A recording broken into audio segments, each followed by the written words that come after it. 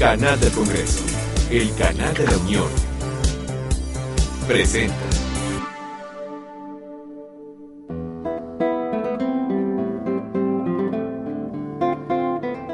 Soy, a mi vez, un árbol, rumoroso y provecto. Y es mi ilusión vivir por largos años y ser un árbol viejo, de esos árboles fuertes que respetan los tiempos.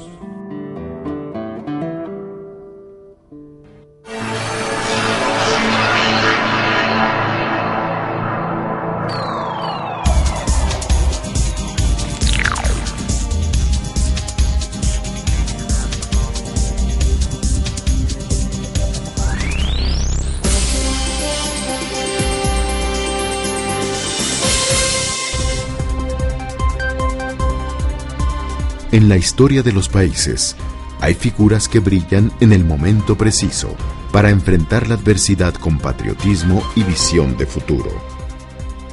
Uno de ellos fue Alfonso G. Alarcón, médico, parlamentario, poeta y patriota.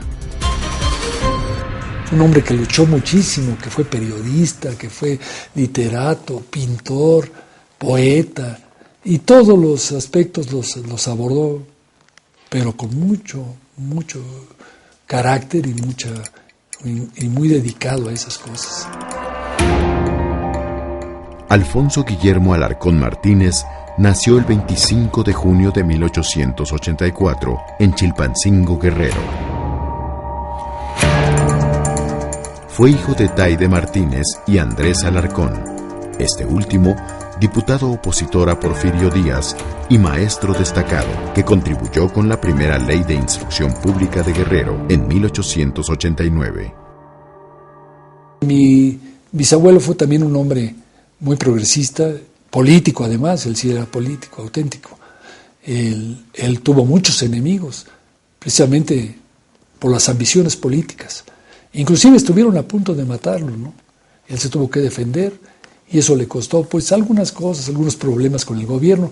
Se vino a Chilpancingo y conoció en Zumpango a la que fue su esposa, a Taide Martínez, hija de un principal y una señora muy educada y de familias de gran rejambre en el estado. Muy jóvenes, los Alarcón emigran a Acapulco y después a Puebla.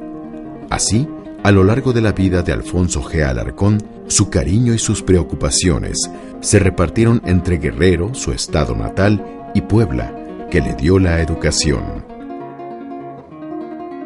Fue en el Colegio del Estado, hoy Benemérita Universidad Autónoma de Puebla, donde comenzó sus estudios de medicina en el año 1906. 2 años después, dio cauce a su otra vocación, la literatura, al fundar y dirigir la revista Don Quijote. Todo mientras el país se acercaba a la lucha armada que marcaría el final del porfiriato. Él destacó desde el momento que fundan el Don Quijote, que es una de las revistas importantes, junto con Sánchez Pontón, con Gil Jiménez, con Cabrera, con todos ellos, y se dan a conocer porque son muchachos muy inquietos y muy interesados en la literatura. Él tenía muchas formas de expresar su cultura, ¿no? Él fue director de algunas revistas como El Quijote, El Cisne y otra que se llamaba Sanchito. Fueron sus principales publicaciones que tuvo como literato en la universidad. Al llegar el año clave de 1910, el joven estudiante de medicina, Alfonso Alarcón, ya se había hecho notar por su activismo y liderazgo. En julio fue apresado por criticar al gobierno de Porfirio Díaz. Esos días de cárcel no menguaron su activismo político, que se fue incrementando. En aquel entonces no era doctor, puesto que se recibió hasta 1911. Pero seguramente ya era, ya había salido estaba terminando, yo ya había salido de los estudios y era más que conocido en el ambiente estudiantil por su inquietud, por su liderazgo, ¿no? Él había movido ya a muchos de sus compañeros, porque ya había tenido un contacto directo con Madero. Hay 2 cartas que le manda Francisco y Madero, en donde le dice, estimado amigo, y le está pidiendo todo su apoyo para que mueva a toda la juventud estudiantil en ese momento. El complot se descubrió prácticamente al mismo tiempo en que Alfonso G. Alarcón terminó sus estudios de cirujano partero. La noche del 18 de noviembre de 1910, las balas porfiristas rociaron la casa de sus vecinos y amigos, Carmen, Máximo y Aquiles Cerdán. Estos 2 últimos murieron en la acción militar. Allí se encendió la chispa de la Revolución Mexicana, en la que Alarcón hubiera tenido una destacada participación si el plan hubiera triunfado en Puebla, su ciudad adoptiva. Pero él antes ya había tenido mucha relación con los hermanos Cerdán, porque eran vecinos, porque sabían de todas las inquietudes de los obreros textiles, sobre todo. Ahí tenían una gran fábrica que se llama La Covadonga, creo, y que sabían ya lo que había pasado en Río Blanco. Inclusive él estuvo allí cuando, poco antes de que mataran a los Cerdán, él estuvo 1 hora antes que él salió, y cuando se fue a su casa, se enteró de que había habido una balacera en la casa de los Cerdán. Yo diría que en el grupo estudiantil del Colegio del Estado, seguramente era uno de los líderes, de los principales promotores y opositores al régimen por la parte del grupo estudiantil. Yo creo que esto lo refleja mucho la síntesis de lo que pensaban hacer en el movimiento del 20 de noviembre y las conclusiones después de tomar la ciudad. Una vez tomada Puebla, se pondría la ciudad en manos de un consejo de gobierno, presidido por el licenciado Felipe T. Contreras e integrado además por el licenciado Rafael P. Cañete, Benito Rousset, Alfonso G. Alarcón, Guillermo Gaona Salazar, Francisco Salinas y Samuel A. Solís. Los meses siguientes fueron claves para la vida de Alfonso G. Alarcón.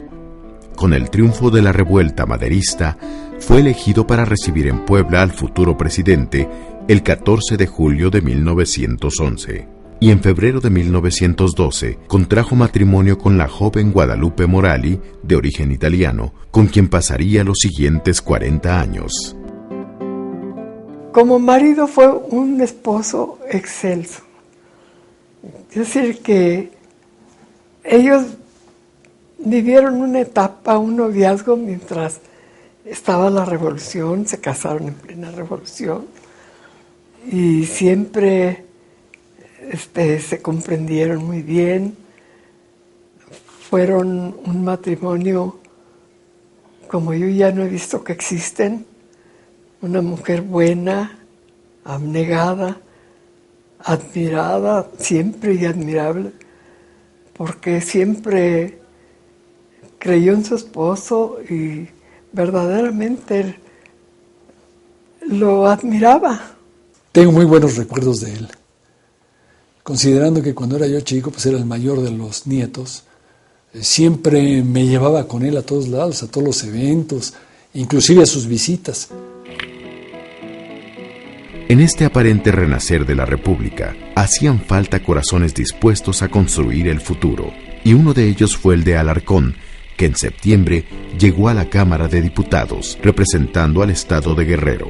Así, formó parte de la histórica 26ª legislatura, que en cuestión de meses debió enfrentarse a la tiranía y a la muerte que comenzaron con la llamada Decena Trágica. Desde fines de 1912 era evidente que el gobierno de Madero no iba a durar, lo que marcaba el periodo constitucional. ¿Por qué? Porque Madero se enfrentaba a una doble oposición. Por un lado estaba la oposición de los revolucionarios zapatistas Y por otro lado estaba la oposición de los grupos porfiristas a quienes Madero había quitado del poder. En esos 10 días que van del 9 al 18 de febrero es donde se va gestando el golpe de Estado contra Madero. En mucho de esto tiene que ver la participación del embajador norteamericano Henry Lane Wilson, inclusive en las oficinas de la Embajada de los Estados Unidos en México se realizan reuniones para ver precisamente cómo derribar del poder a Madero y sobre todo quién lo va a sustituir. Madero como presidente y José María Pino Suárez como vicepresidente son obligados a renunciar al cargo el 18 de febrero de 1913. Con esto, con la renuncia obligada de presidente y vicepresidente, se orquesta un golpe de Estado. Un golpe de Estado es un movimiento que encabeza el ejército para derribar al presidente en turno y el ejército hacerse del poder. Al desplomarse el gobierno de Francisco I. Madero, a la 26ª legislatura le tocó la tristemente célebre tarea de legitimar la tiranía del general Victoriano Huerta. El 20 de febrero de 1913, la Cámara de Diputados recibió la renuncia del presidente Madero y la del vicepresidente José María Pino Suárez. Tras un acalorado debate, 123 diputados aceptaron la doble renuncia con la esperanza de salvar la vida de los gobernantes. 5 legisladores se negaron, argumentando una cuestión de principios y legitimidad. Y al primero que le preguntan por estar en la primera fila es al doctor Alarcón. Y le preguntan si está de acuerdo con la renuncia de Francisco I. Madero, el actual presidente en ese momento. Y él, desde luego, con un rotundo no que se oyó en toda la Cámara, y así lo secundan 5 personajes más. Madero y Pino Suárez son encarcelados y días después son asesinados. Entonces, este golpe de Estado que se conoce como Decena Trágica termina no solo con el gobierno de Madero, sino también con la vida del propio Madero. Con el paso de los meses, la situación se fue agravando. La 26ª legislatura exigió la renuncia del usurpador, denunciando la creciente pérdida de garantías y libertades en el país. No vieron, aún los opositores a Madero, no vieron con buenos ojos la forma en que Huerta llegó al poder, ni que se hubiera instrumentado un golpe de Estado que afectara la legalidad del país, que afectara la legitimidad inclusive del nuevo grupo gobernante. Entonces, en concreto, la mayoría de los legisladores, encabezados por Serapio Rendón en la Cámara de Diputados, encabezados por Belisario Domínguez en la Cámara de Senadores, muestran su oposición a la forma en que Huerta llega al poder, por considerar que Madero era un presidente legítimo que se había justamente legitimado en las urnas. Al final, Victoriano Huerta disolvió la 26ª legislatura en octubre de 1913 y encarceló a 83 de los diputados, entre ellos a Alfonso G. Alarcón. El guerrerense estuvo en prisión menos de un mes. El 8 de noviembre de 1913 salió libre bajo fianza y, profundamente decepcionado, renunció a la política. Al llevárselo a la cárcel, pues ya después lo saca el secretario de Gobernación, este señor Aldape, y le dice: te voy a dar tu libertad, pero quiero que me prometas, le dice, de no volverte a meter en política. Y él dijo: sí, lo juro, pero usted está convencido de que no se va a volver. Sí, absolutamente. ¿Por qué está tan seguro? ¿Tiene miedo? Le dijo: no por miedo, por asco, dijo. Así, en 1915, llegó al puerto de Tampico. Allí comenzó una nueva vida, dedicada por completo a la familia, a la literatura y, sobre todo, a su desarrollo como médico e investigador en el área de la pediatría. En especial, destacó por sus investigaciones acerca de la dispepsia transitoria de los infantes. Lo que él llamó como dispepsia transitoria lactante son esos trastornos que tienen todos los bebés en los primeros 3 meses. Cólicos, llanto, etcétera, no vamos a decir, ¿verdad? Y no se sabía qué hacer en esto. Con un microscopio y dedicando horas de investigación y viendo todas estas cuestiones, él creó una obra que se llama La dispepsia transitoria de los lactantes. Fue como la descubrió. Que le puso el sello científico, quien investigó y no solamente escribió sobre el tema, fue don Alfonso G. Alarcón, en México. Sus hallazgos acerca del tema fueron tan notables que antes de ser plenamente reconocido en México, sus trabajos ya habían sido publicados en Francia, donde se usaban como libro de texto en la Universidad de la Sorbona. Es el único libro escrito por un mexicano que haya sido publicado antes en francés, en Francia, que aquí. Don Alvar Carrillo Gil había ido a estudiar a Francia pediatría. El profesor Marfan, en su cátedra, empezó a preguntar: ¿usted de dónde viene? Yo vengo de tal parte, yo vengo de tal otra. Y cuando le tocó al doctor Carrillo Gil: ¿y usted de dónde viene? De México. Y le dice allá uno de los maestros de la Sorbona: ¿Y usted por qué viene a estudiar aquí pediatría? Si ustedes tienen al mejor pediatra del mundo, lo tienen en México, el doctor Alfonso G. Alarcón, del cual llevamos aquí su libro como texto. El cultivo del espíritu inquisitivo era propicio a sus afanes de investigar, ¿verdad? Y otros como una parte normal del ser médico, que es precisamente el caso de don Alfonso G. Alarcón.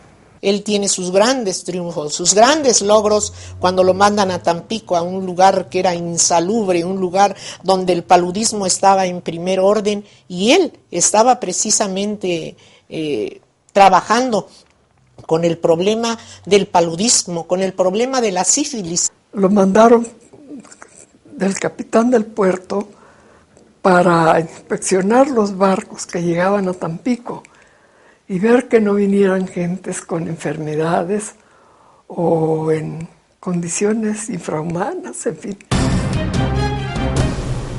En 1935, el gobierno de Bélgica otorgó al destacado pediatra mexicano la Corona Olímpica del Trabajo, un reconocimiento a su labor en pos de la salud pública y el bienestar de los niños.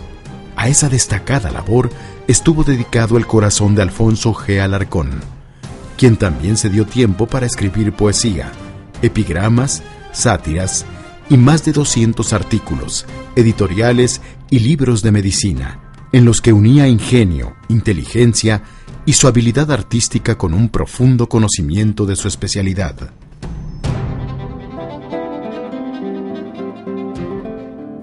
Hay en la vida de todo ser un patrimonio de placer, el placer de vivir, el deleite del ser, simplemente la fortuna de ser.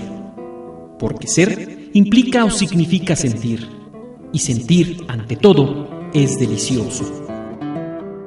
Mi abuelo era de esas personas que trataba de explicar, como le dijo mi mamá, explicar todos los problemas que uno tenía para tratar de resolverlos, pero que uno los resolviera, no él. El hacer ciencia, o el ímpetu, el impulso para hacerlo, es una cosa propia de ser médico. La inmensa mayoría de los médicos que están dedicados a salvar vidas, vamos a decirlo resumidamente, a cuidar la salud de los demás, no son reconocidos como investigadores. Lo que tienen que tener en cuenta es que cualquier labor médica, cuando menos de los médicos clásicos de antes, es una labor de investigación. A lo largo de su vida profesional, el doctor Alfonso G. Alarcón recibió todo tipo de reconocimientos.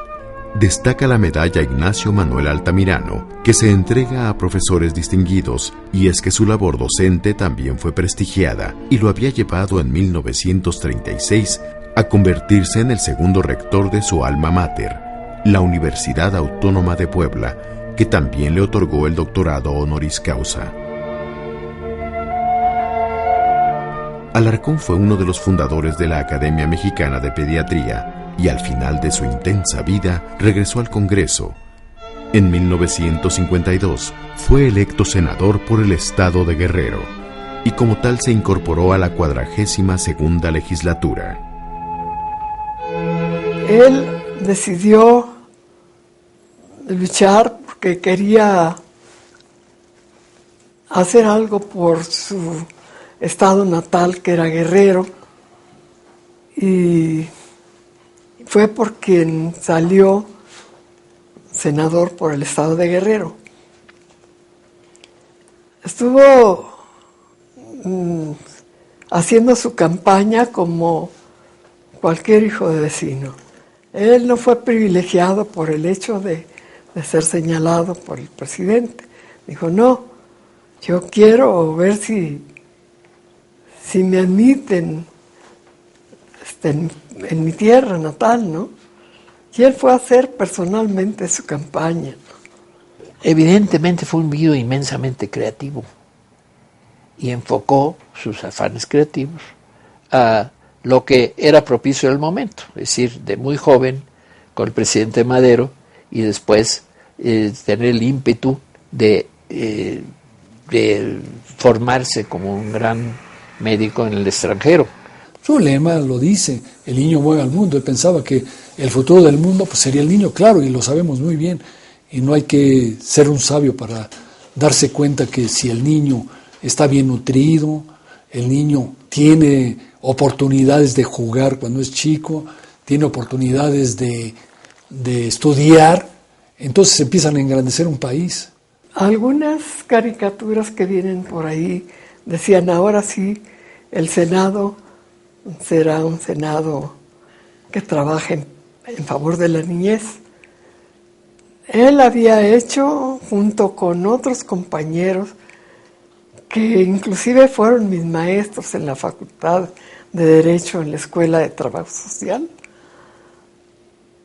un código de protección a la infancia.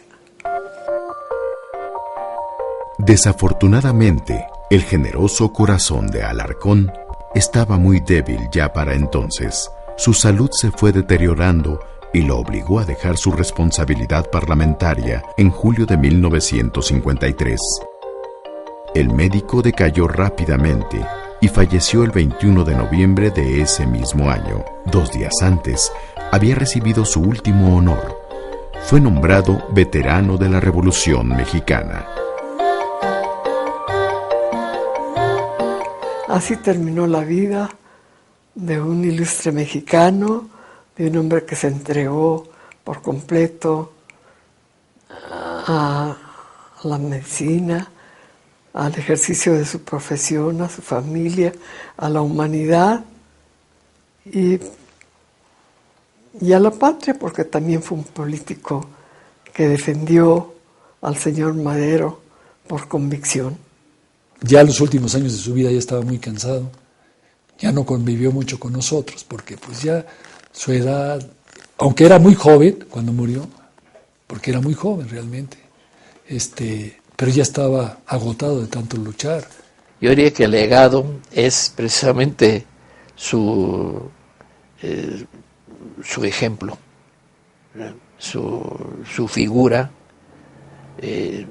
lo que hizo por la formación en la pediatría. Él publicaba, por ejemplo, los libros de actualización, de modo que los médicos se mantenían al día en buena parte por estas publicaciones de Alfonso G. Alarcón para divulgar. Bueno, yo podría considerar al doctor Alarcón como un padre de la pediatría de nuestro país.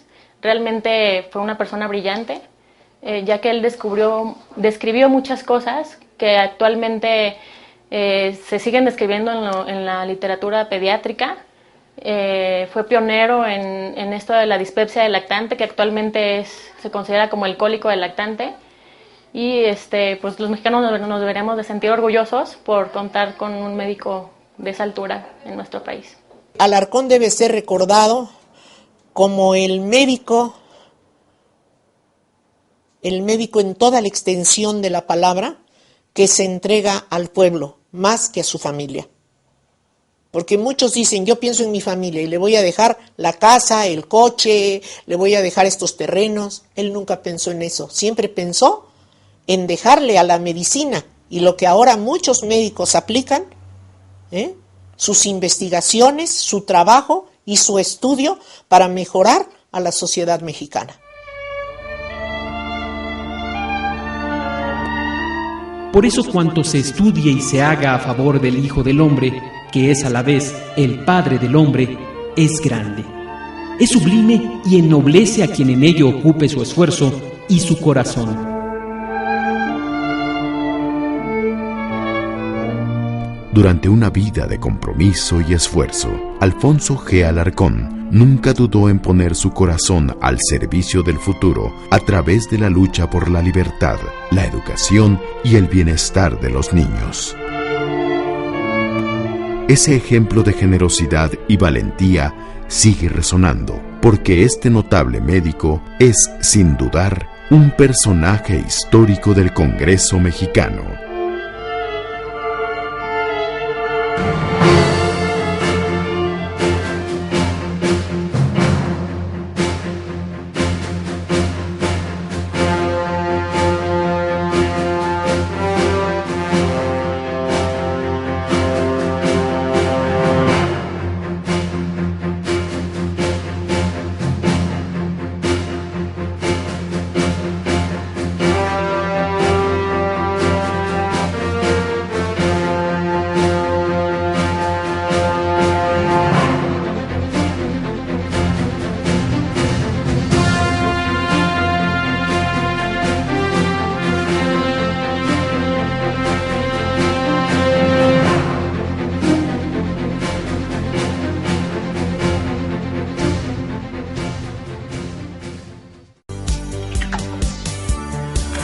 Canal del Congreso, el canal de la Unión, presentó